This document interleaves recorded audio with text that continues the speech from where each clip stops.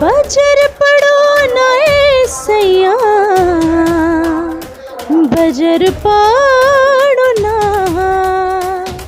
आगे लागो नए राजा।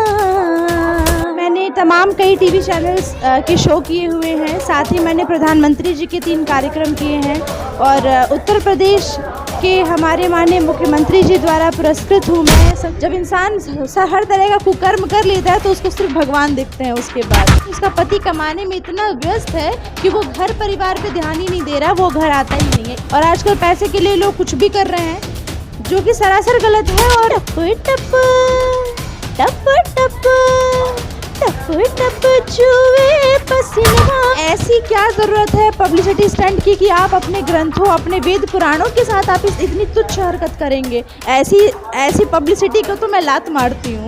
नहीं झुलनी के छैया बलम दोपहरिया बिताइला हो। ये ऐसे मूर्ख लोग जो होते हैं, इनके बारे में तो हम चर्चा ना ही करें तो बेहतर है। जो घड़ी हमारी बहुत 100-200 साल पुरानी होती है, आप किसी ऐसे कूड़े कबाड़ी वाले को देंगे तो शायद 5 रुपए 10 रुपए दे, वही म्यूजियम में जाके देंगे तो लाखों रुपए देंगे उसके। नमस्कार दोस्तों, आप देख रहे हैं देव प्रभात समाचार। मैं अंजनी तिवारी। इस वक्त हमारे साथ मौजूद हैं अनन्या सिंह जी, जो दिल्ली से चलकर आज भैरवनाथ धाम में आई। देव प्रभात समाचार को मैं बहुत बहुत धन्यवाद करती हूँ और आपके सभी श्रोताओं को, इस चैनल के सभी श्रोताओं को मैं बहुत बहुत धन्यवाद करती हूँ। अनन्या सिंह मेरा नाम है और गोरखपुर की धरती मेरी जन्मस्थली है। मैं अभी फ़िलहाल दिल्ली और मुंबई में काम कर रही हूँ और दिल्ली से चलकर आप सभी के बीच में प्रतापगढ़ की धरती पर आई हूँ इस सुंदर महोत्सव में भजन प्रस्तुति के लिए। और आप सभी को बताना चाहूँगी कि मैंने तमाम कई टीवी चैनल्स के शो किए हुए हैं, साथ ही मैंने प्रधानमंत्री जी के 3 कार्यक्रम किए हैं और उत्तर प्रदेश के हमारे माननीय मुख्यमंत्री जी द्वारा पुरस्कृत हूँ मैं। संस्कृति विभाग केंद्रीय सरकार द्वारा पुरस्कृत हूँ। ऐसे तमाम चीज़ें हैं जिसमें मैंने विदेशों में भी प्रस्तुति दी है अपनी। तो कहीं ना कहीं ये तमाम ऐसी चीज़ें हैं जो मैं बता सकती हूँ, लेकिन खैर इतना समय नहीं है। बहुत बहुत धन्यवाद करना चाहूँगी सभी का। आप ये गायन क्रिया में आप निपुण हैं और गीत आपके सुने भी गए हैं कई बार। नेट पे भी आपके बहुत सारे गीत अवेलेबल हैं जो कि बहुत ही सुंदर प्रस्तुति होती है आपकी। आपने गायन कला कहाँ से सीखी?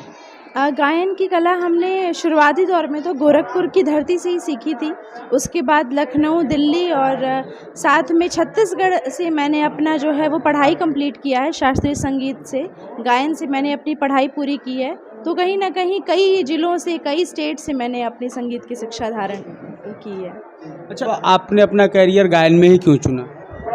कह सकते हैं कि ऐसे तो मैं बहुत कुछ एक्स्ट्रा करिकुलर एक्टिविटीज़ में मैं बहुत सारी चीज़ें करती थी, जैसे सिंगिंग, डांसिंग, एक्टिंग, एंकरिंग, तमाम चीज़ें। मैं स्पोर्ट्स की प्लेयर भी रही हूँ, अंडर 16 बास्केटबॉल खेला हुआ है मैंने।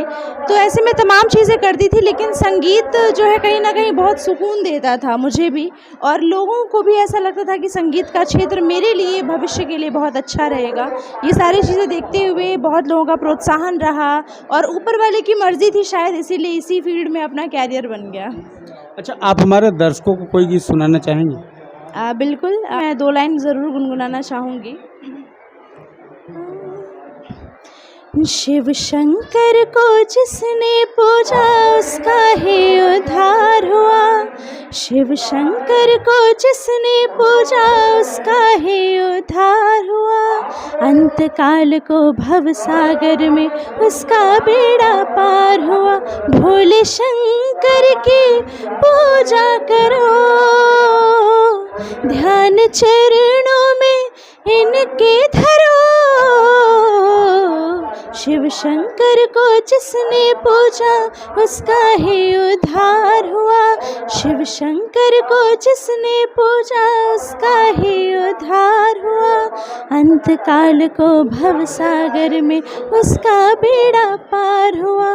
अंत काल को भव सागर में उसका बेड़ा पार हुआ।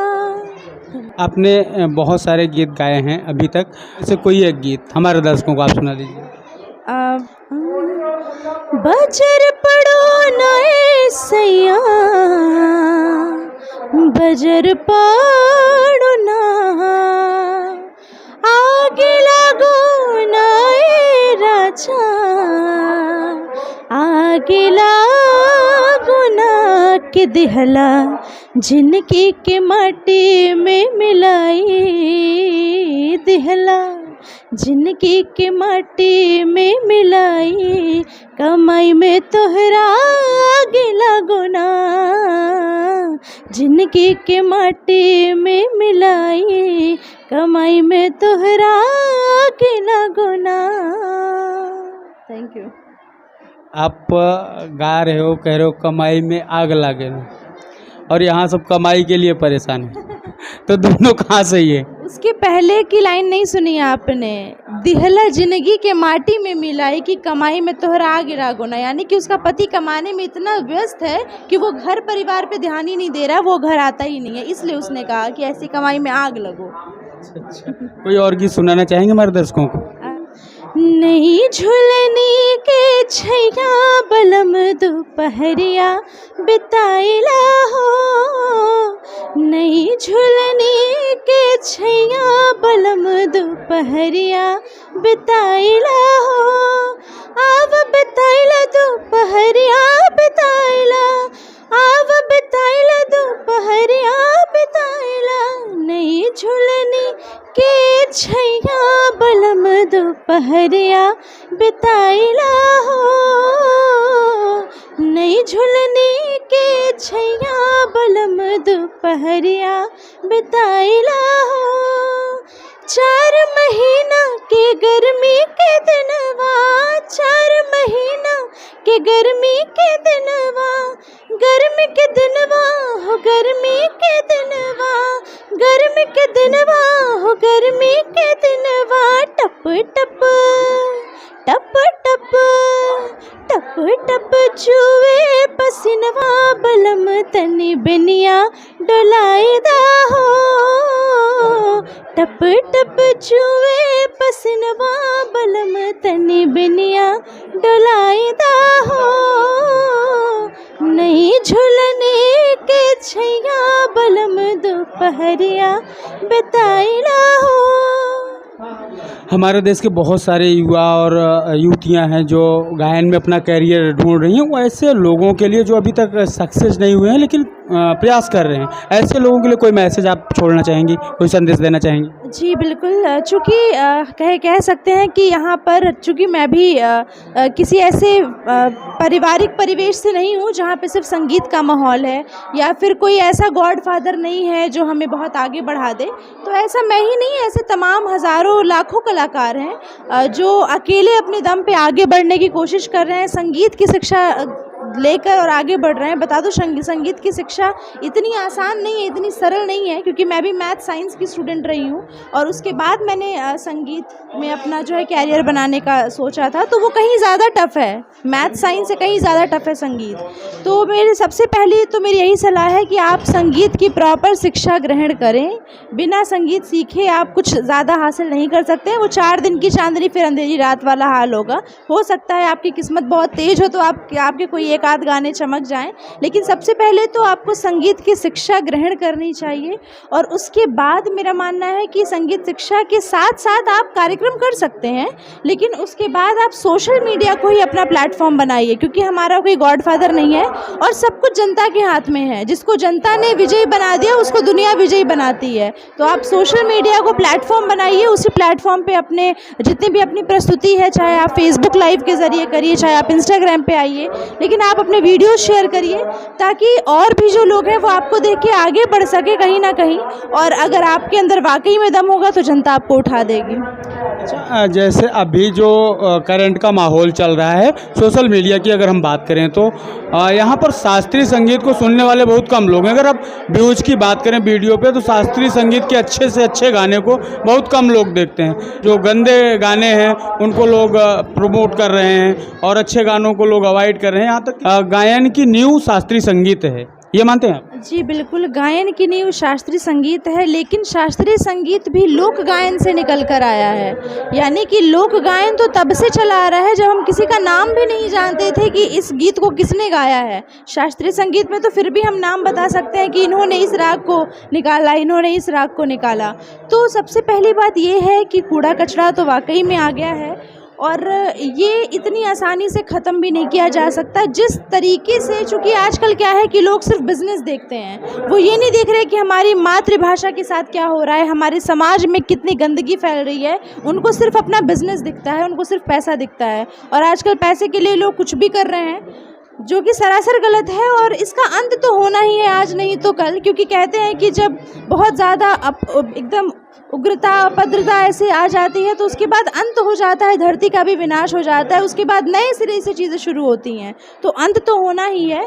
जब इंसान हर तरह का कुकर्म कर लेता है तो उसको सिर्फ भगवान दिखते हैं, उसके बाद कुछ समझ में नहीं आता। तो यानी कि आप जो कर रहे हैं ये जहाँ से ख़त्म होता है वहाँ से स्पिरिचुअल की चीज़ें शुरू होती हैं।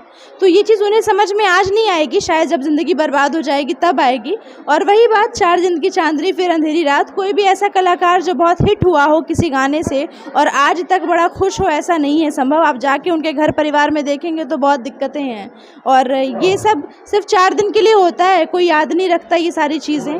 दूसरी बात यह है कि उसी के पैरेलल अच्छा काम करने वाले लोग भी हैं जो बढ़िया काम कर रहे हैं, और शास्त्रीय संगीत के श्रोता वाकई में कम है, ये चीज़ तो मैं मानूंगी।